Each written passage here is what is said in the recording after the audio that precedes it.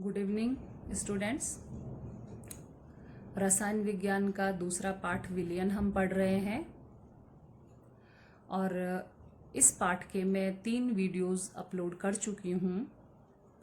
इससे पहले के वीडियो में हमने हेनरी के नियम के बारे में पढ़ा था। हेनरी ने नियम दिया था कि किसी भी गैस को जब किसी विलायक में घोला जाता है तो जितना अधिक दाब आप गैस पर लगाएंगे उतनी अधिक मात्रा में ही गैस विलायक में घुलेगी। मैथमेटिकली हम कह सकते हैं कि M समानुपाती P, यानी M आपका जो है गैस का द्रव्यमान और P गैस पर लगाया गया दाब, ये दोनों आपस में समानुपाती होंगे। यानी जितना अधिक दाब आप गैस पर लगाएंगे उतना अधिक द्रव्यमान गैस का विलायक में घुलेगा। तो फाइनली हेनरी ने नियम दिया कि M बराबर KH गुणा गे P। समानुपाती का निशान हटाते ही वहां पे एक स्थिरांक दिया गया जिसे हेनरी स्थिरांक कहा गया।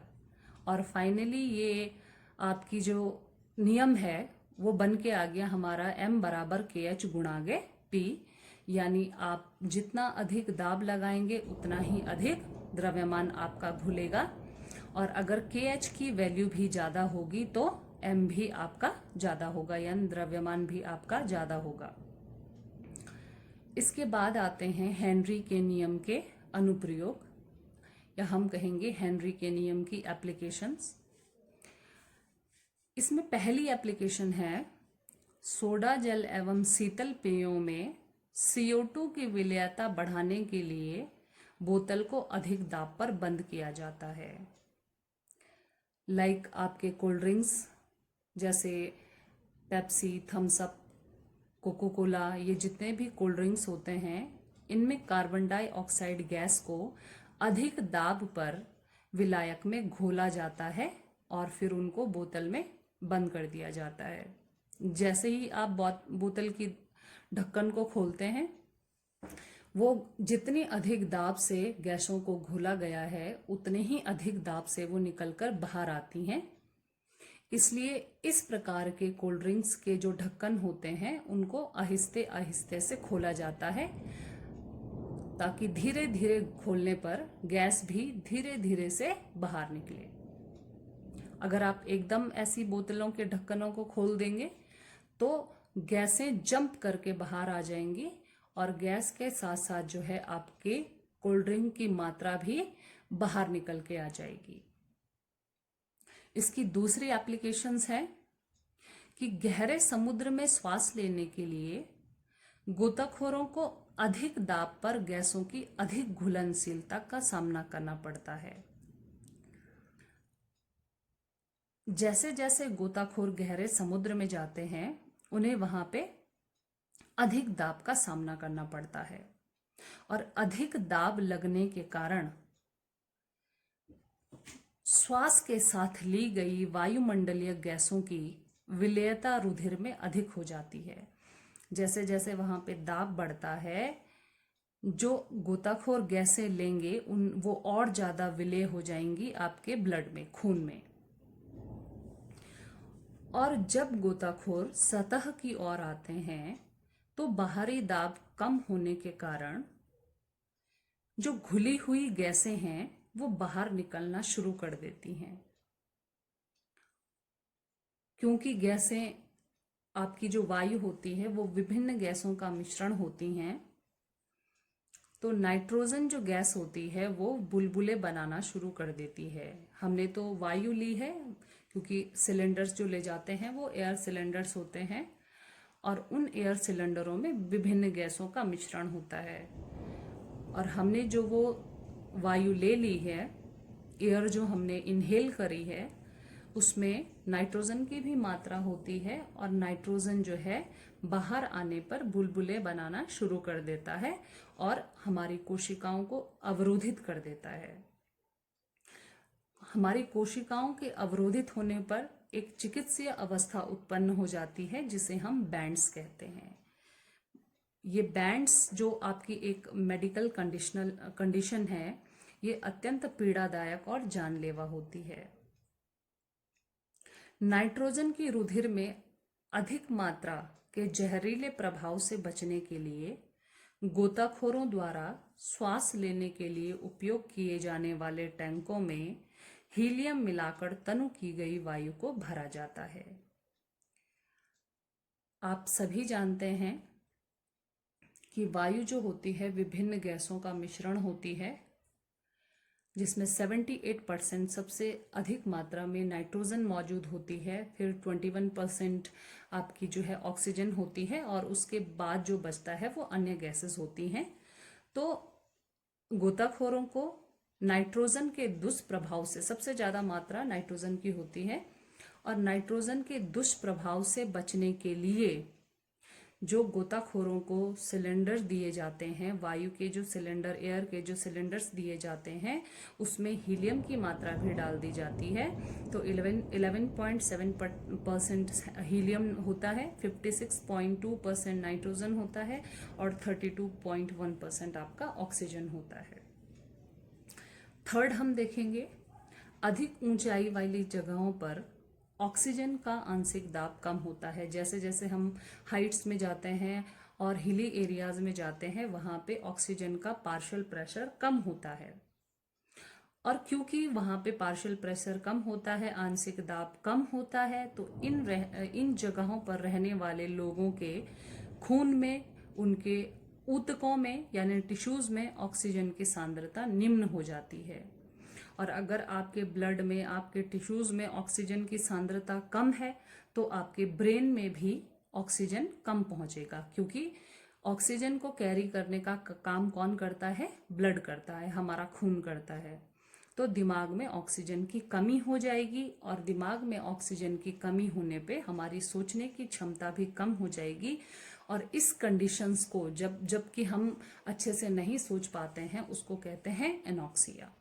तो ये हेनरी के नियम के 3 अनुप्रयोग मैंने यहाँ पे लिखे, और ये कभी कभी 3 मार्क्स का क्वेश्चन आता है, उसमें हेनरी के अनुप्रयोग भी पूछे जाते हैं। इसके बाद हम चलते हैं हेनरी के नियम की सीमाएं। हेनरी के नियम की क्या सीमाएं थी? पहली सीमा हेनरी के नियम की थी कि हेनरी का नियम केवल आदर्श गैसों के लिए ही मान्य है। आदर्श गैस क्या होती हैं, ये नेक्स्ट टॉपिक है आपके पास, तो वहां पे आपको और अच्छे से बताएंगे कि आदर्श गैसें क्या होती हैं, क्योंकि आदर्श गैसों को जानने के लिए आपको दूसरे नियम को भी समझना पड़ेगा। तो आप लिखेंगे हेनरी के नियम की जो पहली सीमा थी वो थी कि ये केवल आदर्श गैसों के लिए ही मान्य है। दूसरा, यह नियम उन गैसों पर लागू होता है, सिर्फ उन्हीं गैसों पर लागू होता है जो विलायक के साथ कोई भी रासायनिक अभिक्रिया नहीं करती है।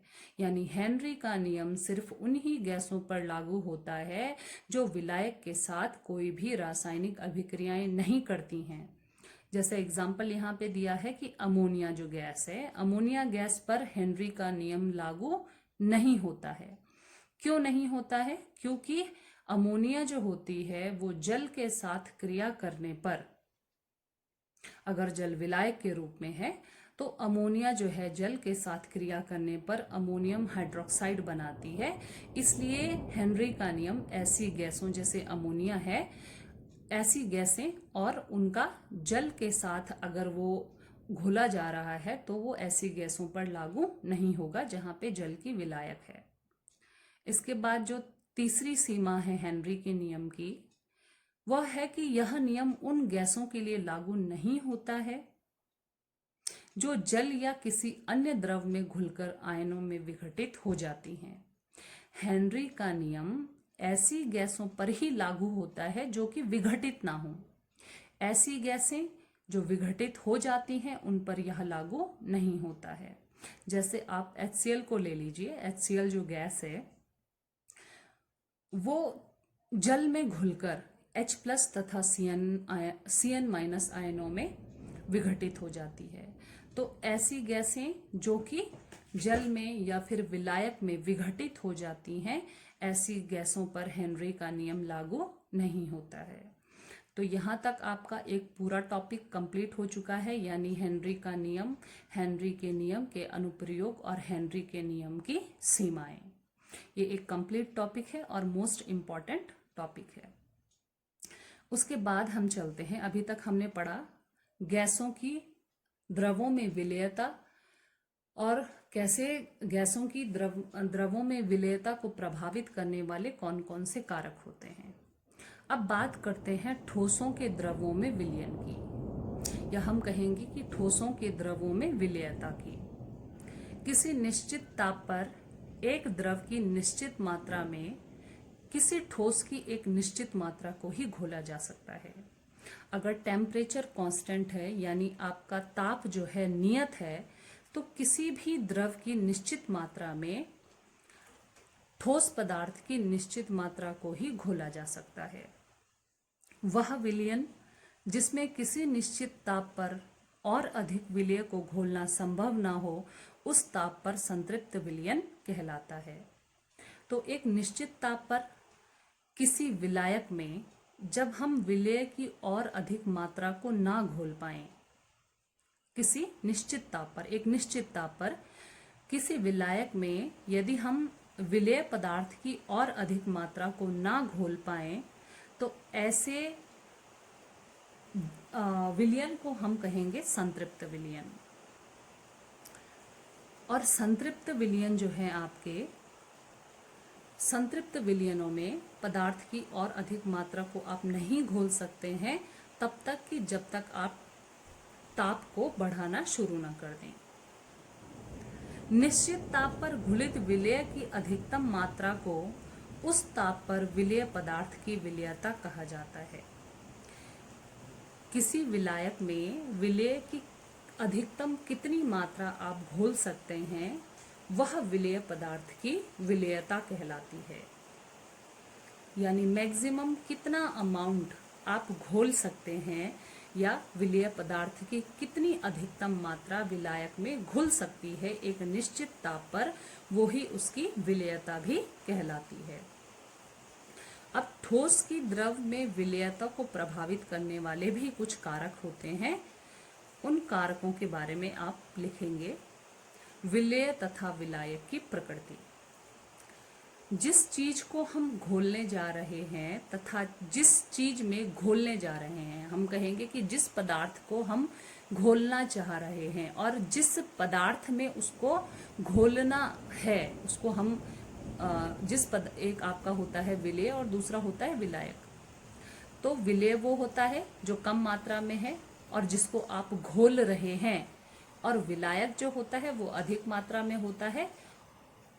और विलायक वो पदार्थ होता है जिसमें कि आप विलेय पदार्थ को घोल रहे हैं। तो उन दोनों की प्रकृति किस प्रकार की है, ये सबसे बड़ा कारक होता है ठोस की द्रव में विलेयता को प्रभावित करने के लिए, यानी उनका नेचर कैसा है। पहले भी आपने पढ़ा कि समान समान को घोलता है, इसलिए ऐसे पदार्थ जो ध्रुवीय प्रकृति के होते हैं वो जल जैसे विलयनों में आसानी से घुल जाते हैं, और ऐसे पदार्थ जो अध्रुवीय प्रकृति के होते हैं वो अध्रुवीय विलायकों जैसे बेंजीन, कार्बन टेट्राक्लोराइड या क्लोरोफॉर्म, इनमें आसानी से घुल जाते हैं। दूसरा जो आपका कारक होता है वो होता है ताप। ताप जो होता है, आपने गैसों के केसेस में पढ़ा था कि ताप गैसों पर जो प्रभाव होता है ताप का, वो थोड़ा सा अलग होता है। यानी जब मैंने गैसों की द्रवों में विलेयता के लिए आपको ताप परिवर्तन बताया था, तो बताया था आपको कि ताप के बढ़ाने पे विलेयता हमेशा, गैसों की विलेयता हमेशा कम हो जाती है। लेकिन ठोसों के केस में ऐसा नहीं होता है। यानी ताप का जो प्रभाव होता है वो ठोस पदार्थों के लिए, ठोसों की द्रवों में विलेयता के लिए कुछ अलग होता है। आप लिखेंगे किसी विलायक में एक ठोस की विलेयता पर ताप का प्रभाव इस बात पर निर्भर करता है कि घुलन प्रक्रिया ऊष्माक्षेपी है अथवा ऊष्माशोषी। अगर आप किसी ठोस को किसी विलायक में घोलने जा रहे हैं तो अभिक्रिया किस प्रकार की है? ऊष्माक्षेपी है। घुलन प्रक्रिया किस प्रकार की है? ऊष्माक्षेपी है या ऊष्माशोषी है? ऊष्माक्षेपी का मतलब होता है ऊष्मा का बाहर निकलना, उत्सर्जन होना, और ऊष्माशोषी का मतलब होता है ऊष्मा का लिया जाना, ग्रहण करना ऊष्मा को। तो यदि कोई पदार्थ ऊष्मा उत्सर्जन के साथ घुलित होता है, यानी आप किसी पदार्थ को घोल रहे हैं और घुलते हुए वो ऊष्मा का उत्सर्जन कर रहा है, हीट को बाहर निकाल रहा है, तो ऐसे पदार्थों पर अगर आप ताप वृद्धि करेंगे, ऐसे पदार्थों के लिए अगर आप टेम्परेचर को बढ़ाएंगे तो उनकी विलेयता घटेगी। क्यों घटेगी? क्योंकि उनके पास तो पहले से ही ज़्यादा हीट है, और अगर आप और ज़्यादा हीट उनको देने की कोशिश करेंगे तो वो जो है नहीं घुल पाएंगे। लेकिन ऐसे पदार्थ जो घुलते, जिनको घोलने के लिए आपको ऊष्मा देने की जरूरत पड़ रही है, तो आप जितनी ज्यादा ऊष्मा देते जाएंगे उतना ज्यादा जो है वो और घुलेंगी। तो ऊष्माक्षेपी तथा ऊष्माशोषी जो अभिक्रियाएं होती हैं उन पर ताप का अलग अलग प्रभाव होता है। ऊष्माक्षेपी अभिक्रियाओं के लिए ताप बढ़ाने पर विलेयता घटती है, जबकि ऊष्माशोषी प्रक्रियाओं के लिए ताप बढ़ाने पर आपकी जो है विलेयता भी बढ़ती है। इसके बाद हम पढ़ेंगे वाष्प दाब, लेकिन वाष्प दाब जो है मैं आपको दूसरे वीडियो में बताऊंगी। और जितना भी आपने अभी किया है उतना आप अपनी कॉपी में नोट करके उसको अच्छे से समझेंगे। धन्यवाद।